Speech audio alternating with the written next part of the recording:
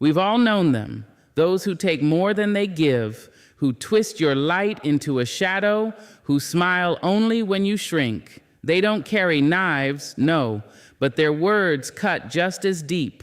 Their presence weighs just as heavy. But what if I told you that you only need to do one thing, just once, to change how they move around you forever? This isn't about fighting back. It's not about screaming louder or running faster. It's about stepping into a power so quiet, so grounded, it rattles them to their core. Stay with me, because by the end of this, you will hold a truth that turns any room you walk into a sanctuary. Let's begin. There comes a time in your life when you must rise from the table where love is no longer being served. You must rise, not because you're angry, not because you're weak, but because something in your soul begins to whisper, "This is not where I bloom." And if you are wise, you will listen. See, people treat you according to the story you allow them to believe. If you keep letting them write chapters in your life with dirty hands, they will. If you keep offering your silence in the face of insult, they will interpret it as permission. We teach people how to treat us, first by what we allow, and finally by what we stop allowing. You don't need to scream. You don't need to explain. You don't need to beg anyone to respect your line. A boundary, when set with quiet certainty, echoes louder than 1,000 pleas. It hums like thunder inside your bones. It doesn't tremble.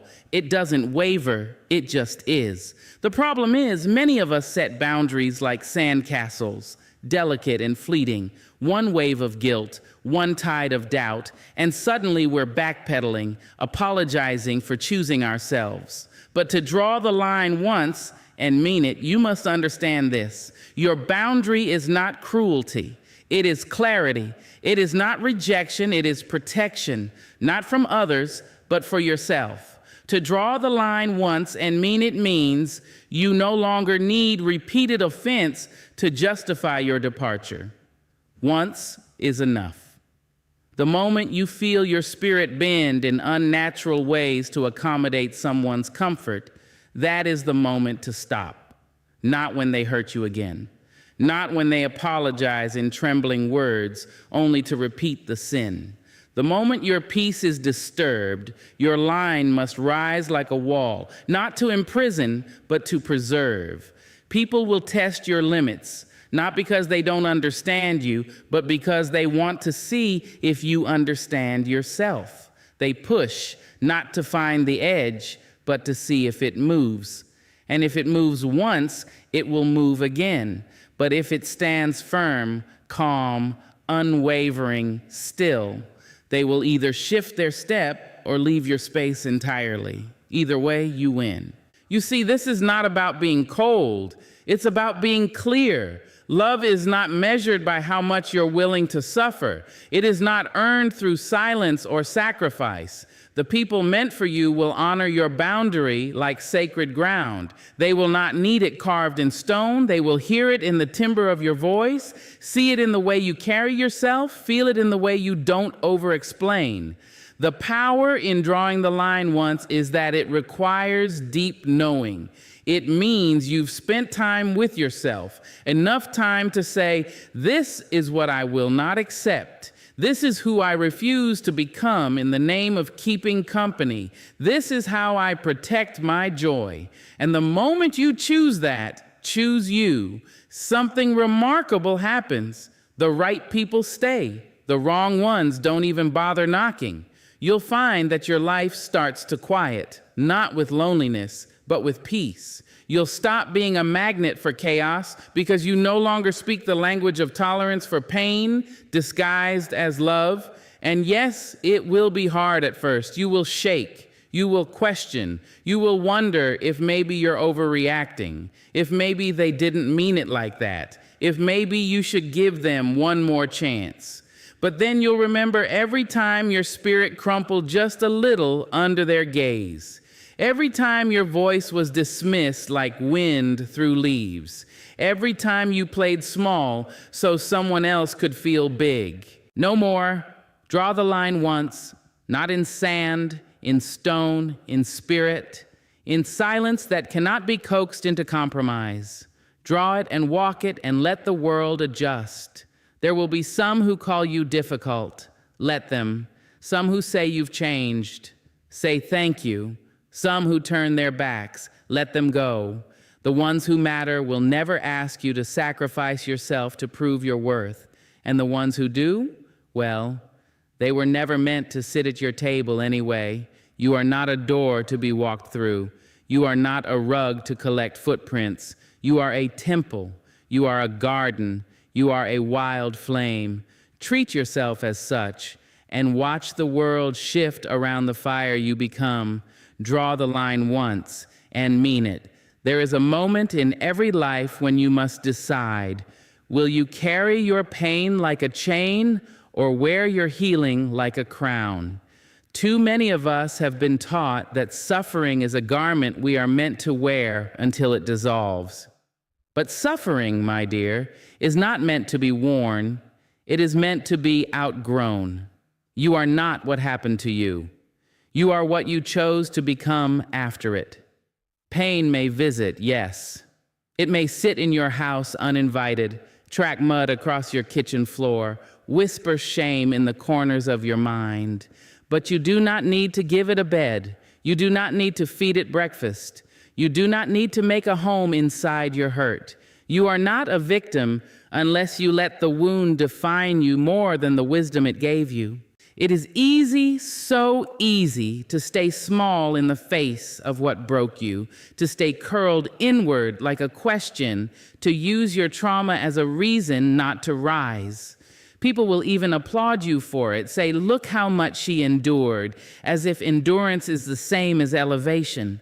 But endurance without transformation is just surviving, and you were not born to survive. You were born to soar. You see, playing the victim hands your power to the very people who once hurt you. Every time you say, they ruined me, you tie yourself to the moment they did. Every time you repeat the story where you are only the one who was wronged, you forget the part where you stood back up, shook off the dust, and moved forward.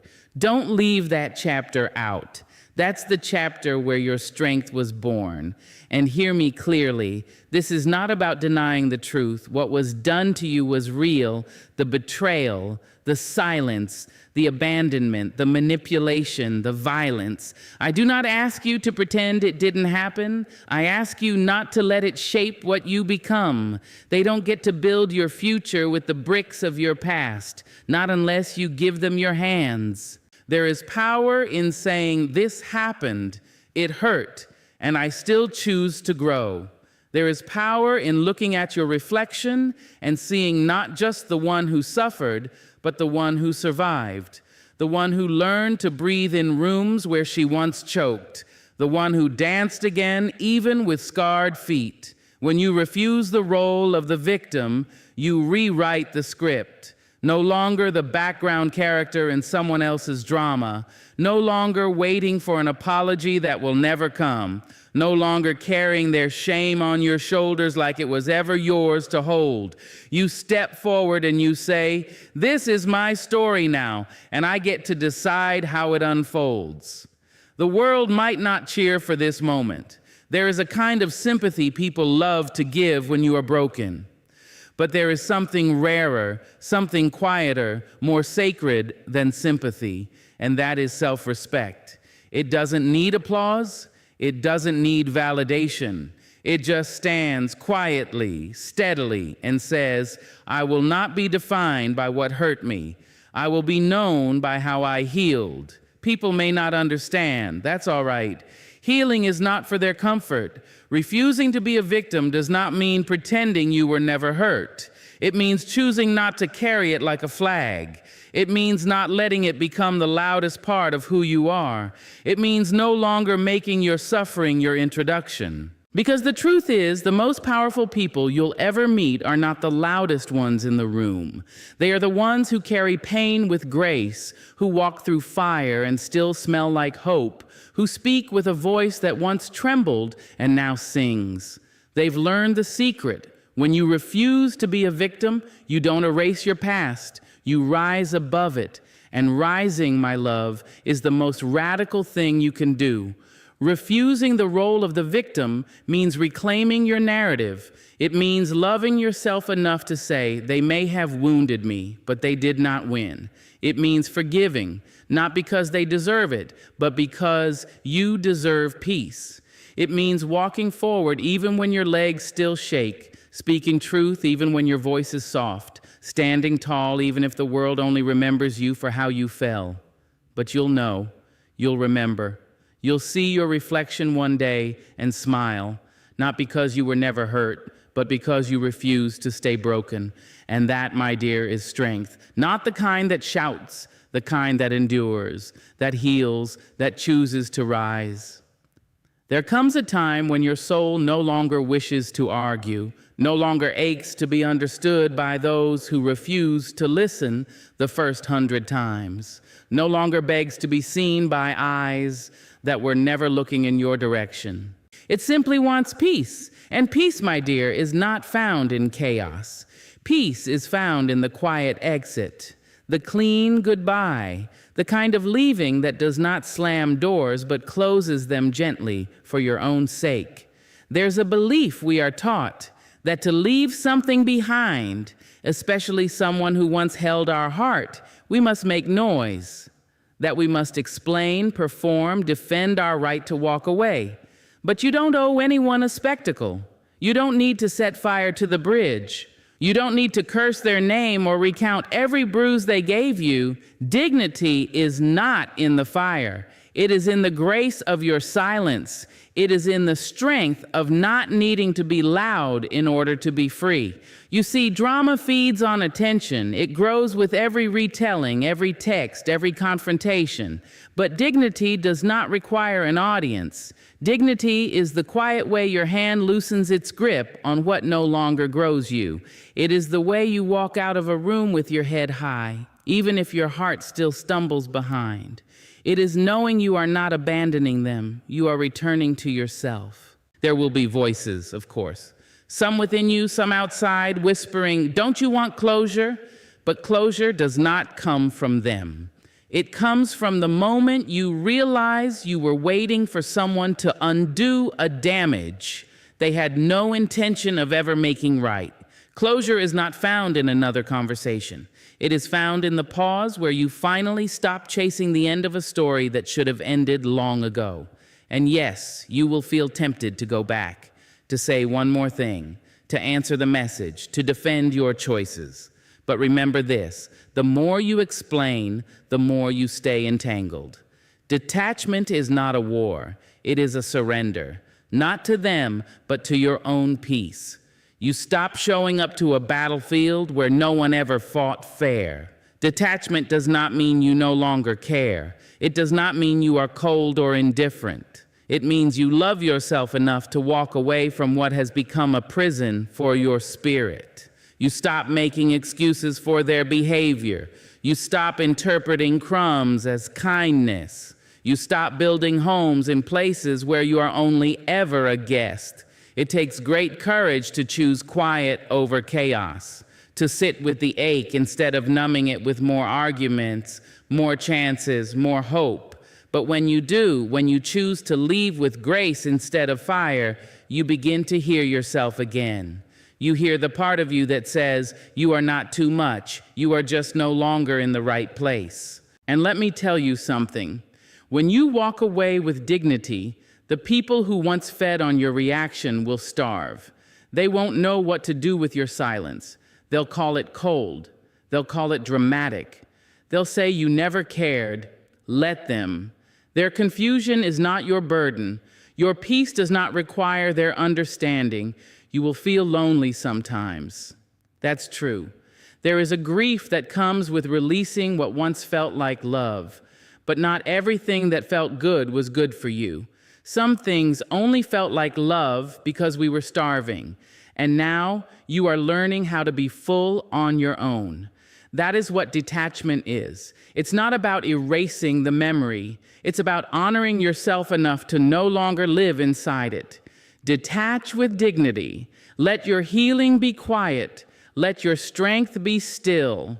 There is no need to win an argument when your peace is already the prize. You do not need to speak louder to be right. Sometimes the most powerful thing you can say is nothing at all, because those who truly know your worth will never need to be reminded of it. And those who forgot it, let them go, quietly, completely, without bitterness, without applause. Just like that, because you, my dear, are not a performer. You are not a page in someone else's script. You are the author now. And this next chapter, it begins in silence, with your hand on the door and your heart finally free. There are some things in life too sacred to be placed on the table for negotiation. Your peace is one of them. It is not a favor someone grants you. It is not a gift you borrow until someone else says it's time to return it. Your peace is not a shared possession, not a space for public debate, not a trophy to be handed over every time someone disagrees with the way you live your truth. Peace is a quiet room inside you. It is the place you retreat to when the world becomes too loud. And for far too long, you've let people walk in with muddy shoes and careless voices, rearranging your furniture, drawing curtains on your light. You've let them speak too loudly in rooms that belong only to you, not because you didn't value your peace, but because somewhere along the way you were taught to put others first, even if it cost you your calm.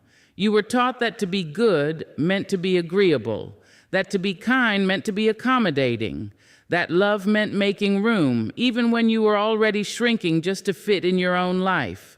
But peace does not thrive in a house that keeps making itself smaller for other people's comfort. Peace needs space, space to breathe, space to be still, space to stretch without apology. And one day you will reach the moment where the discomfort of pleasing others becomes heavier than the discomfort of disappointing them. And in that moment, you will choose peace. Not because you are cruel, not because you no longer care, but because you finally do. When you begin to guard your peace, the world may resist. Some will call you selfish. Some will say you've changed. They will ask why you no longer answer every call, respond to every chaos, fix every fire that doesn't belong to you. Let them ask. You are no longer in the business of explaining why you will no longer abandon yourself for the sake of being liked, because your peace is not up for discussion. It is not something you ask permission to keep. It does not belong to your boss, your lover, your friend, your family. It is yours. It is earned through every hard choice, every boundary set, every no spoken with trembling lips, but unwavering truth. And anyone who truly values you will never demand you sacrifice it to prove your loyalty. Sometimes the most radical thing you can do is choose not to participate, to not reply, to not attend every argument you're invited to not correct every lie, chase every misunderstanding, or defend every version of yourself someone creates in their mind. Because your peace does not live in proving a point. It lives in knowing who you are, even when no one else claps for it. Peace is a commitment, and like all commitments, it requires protecting. That means saying no when you're tired. That means ending conversations that leave you drained. That means walking away when you feel yourself shrinking. That means removing yourself quietly and completely from situations that disrupt your soul. And here's what they don't tell you. Once you begin to honor your peace, you begin to attract people who do the same. The ones who come into your life not to stir the waters, but to still them. The ones who do not expect you to perform for your worth. The ones who sit with you in silence and still make you feel heard. These are the ones who understand that your peace is not only your right, it is your foundation. But before you find them, you must first become that person for yourself.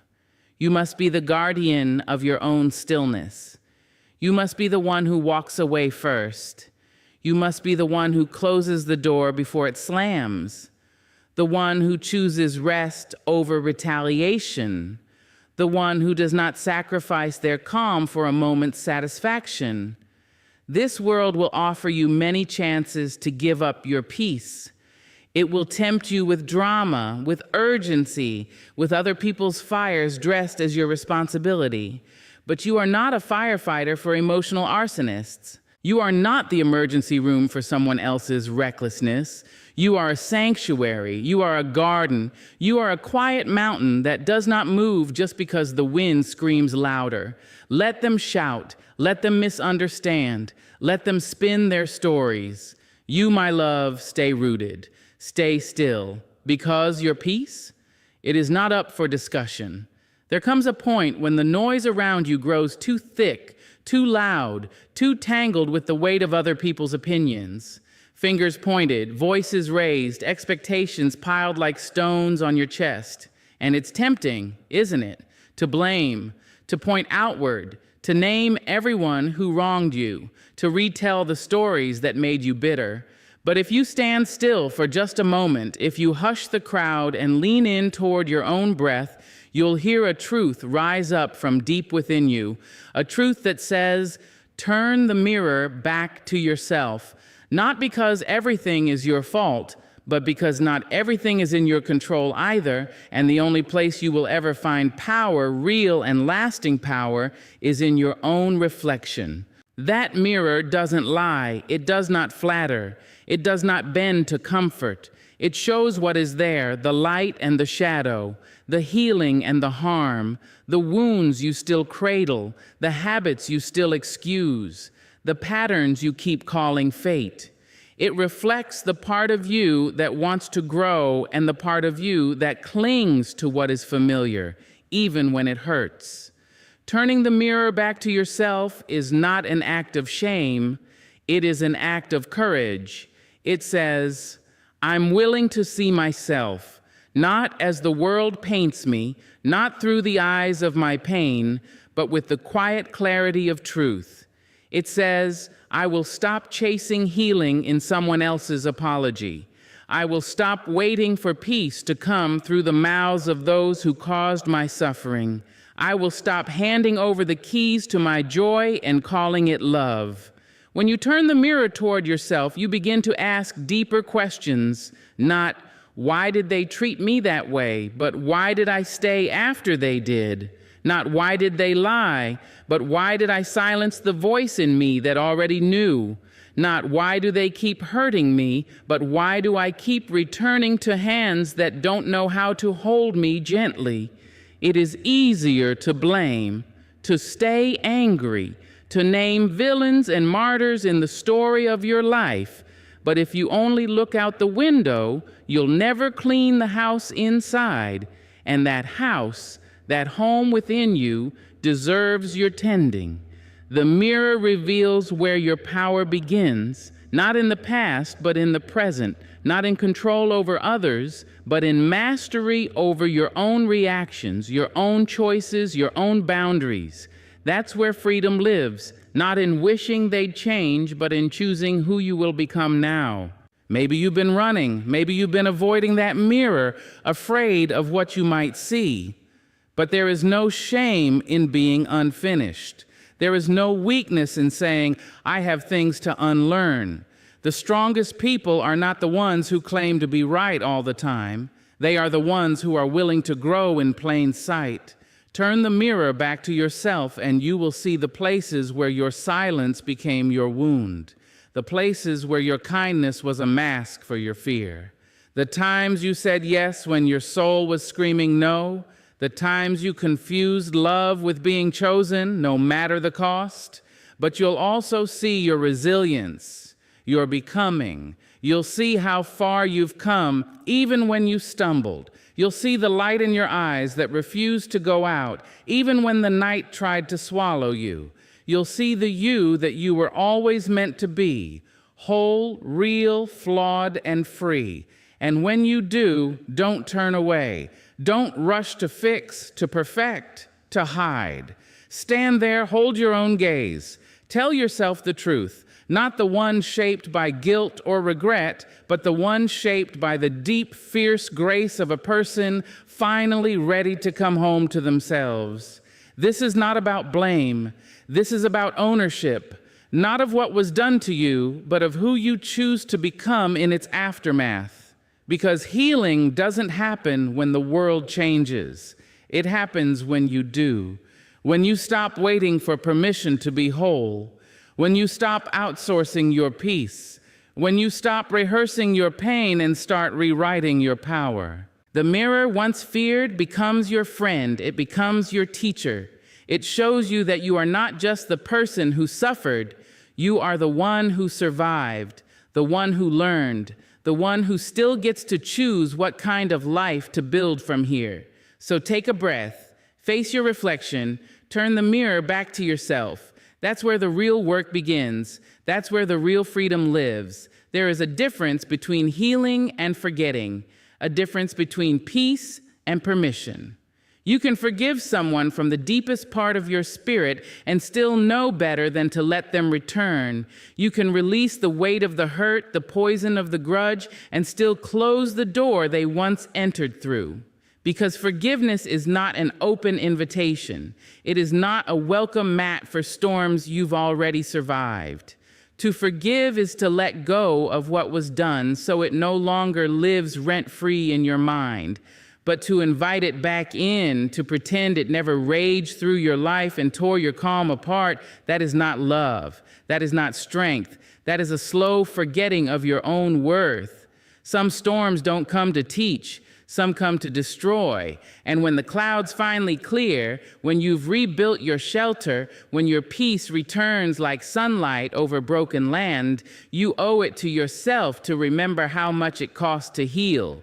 Not with bitterness, but with wisdom. You forgive for you, not for them, because your heart is not meant to carry the weight of what they did. Forgiveness is not saying it didn't matter.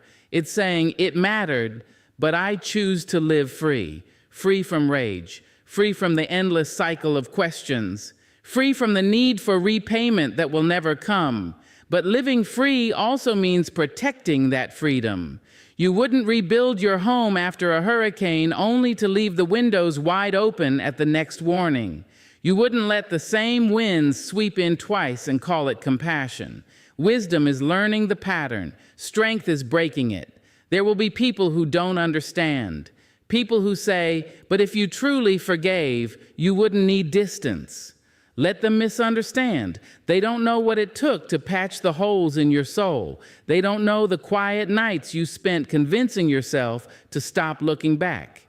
You can love someone. You can release them from your anger. You can wish them well and still not want them anywhere near the life you're building now. Forgiveness is an internal shift. It is you saying, I will no longer let what they did define how I feel about myself. But boundaries, that is an external vow. That is you saying, I will no longer let what they did define how I allow myself to be treated. You are not hard-hearted because you choose not to return. You are not unforgiving because you choose not to forget.